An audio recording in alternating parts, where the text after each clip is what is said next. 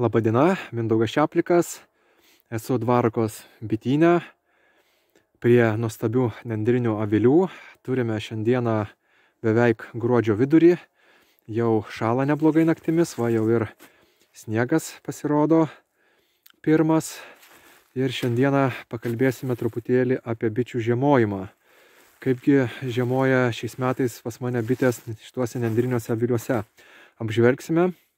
Va tai ką aš darau, reiškiasi, yra lakos, pro kur bitelės įskrenda.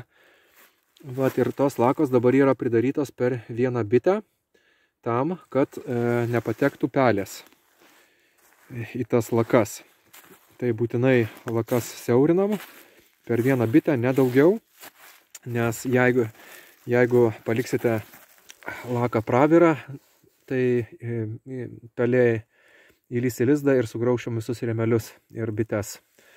Tai va, tai esmė dar kokia, kaip dar būna parodysiu. Va čia yra truputėlį pagraužtas avilys nuo pelių ir kas labai įdomu, va atidarysiu ir matysite, kaip reiškia tos pelės bando prasigraužti į avilį, jeigu yra palikta tik truputėlis lakos. Va čia praeitais metais buvo kažkur, va tai, va irgi palikta laka ir reiškia bitė atėjo ir čia graužė tą laką. Tai dar būna labai joms gerai, jeigu būna va tokia va prielakio lentelė uždėta, tai čia pelė ateina, atsistoja ir graužia tą laką. Tai kad peliai nebūtų patogu, aš visą laiką lenteles nuimu, na ir dar dėl to, kad jos nepūtų per žiemą.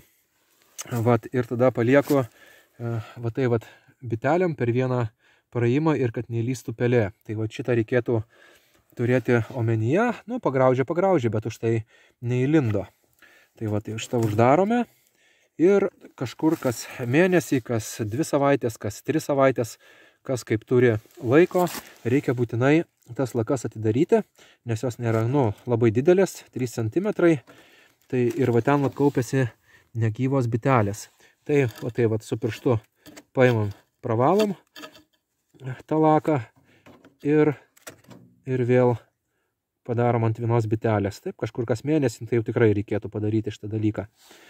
Vat, nes pro čia patenka šviežias oras, reikalingas bitėms žiemojimui ir jos tokiu būdu jos kvėpuoja per žiemą.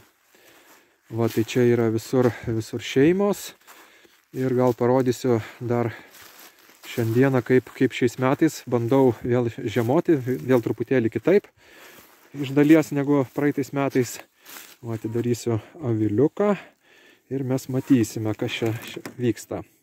Tai praeitais metais bitės pas mane žiemojo tik tai va ant tokio tinkliuko. Nuo uodų tinkliukas buvo uždėtas vietoj šitos visos medžiagos. Buvo uždėtas toksai tinkliukas ir reiškia ir bitės žiemojo. Ir va galime netgi pasižiūrėti, va matosi vandens lašiukai, pro čia išeina drėgmė, kuri pasišalina per stogą. Praeitais metais dar pas mane nendriniuose aviliuose nebuvo ventiliacijos, nes bandžiau tokį dalyką, kad reiškia bitės pas mane žiemodavo ant grinai va tuo tinkliuku ir iš karto nendrinis stogas.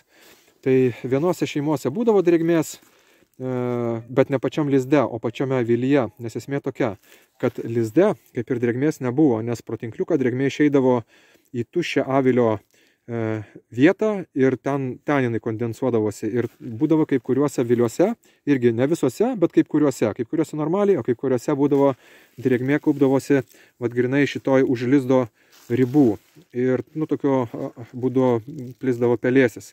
Tai vat nuo šių metų dabar darau ir nendrinius avilius su ventiliacija, kad pasišalintų ta drėgmė, ir šiais metais bandau vat būtent taip su medžiaga ir ta ventiliacija.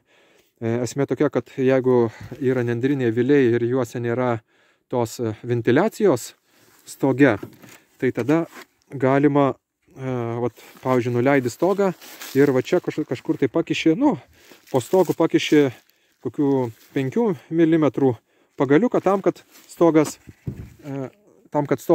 truputėlį, o taip pasikeltų ir cirkuliuotų oras.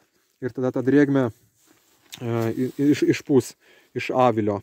Vat jeigu daryti tokį žiemojimo būdą tokiu būdu. Tai va, tai šiais metais taip bandysiu ir pasižiūrėsiu. Nu, noriu prieiti prie to, kad visiškai nebūtų drėgmės nei lizde, nei avilyje. Tai va, sakiau, kaip jau lizde jau kaip ir nėra drėgmės, bet dar va kaupiasi avilyje. Tai dabar va bandysim daryti tokiu būdu. Va, ir mūsų va bitelės jau suėjusios į žiemojimo kamuolį. Dūzgia. Va, kaip gerai tas tinkliukas. Matot, aš pakeliu medžiagą ir galiu pasižiūrėti, kur yra bitės. Tikiuosi ir jums matosi. Va, jas tenais. Va, šildosi ir dūzgia bitelės. Tikiuosi peržiemos sėkmingai. Nu, šita stipri labai šeima. Tai bičių pilna net nenusileidusios į apačią. Tai va, tai tokie pagrindiniai darbai. Žiemą bitininkas ilsisi, bitutės irgi ilsisi ir atgausim jėgas ir pavasarį vėl prasidės nauji darbeliai. Tai va, tai ačiū Jums už dėmesį visiems. Linkiu gero žiemojimo visiems bitininkams, nesvarbu kokiuose aviliuose jie bitininkauja, kad bitelės jūsų gerai peržiemotų ir laimingos neštų Jums medų. Tai va, tai iki.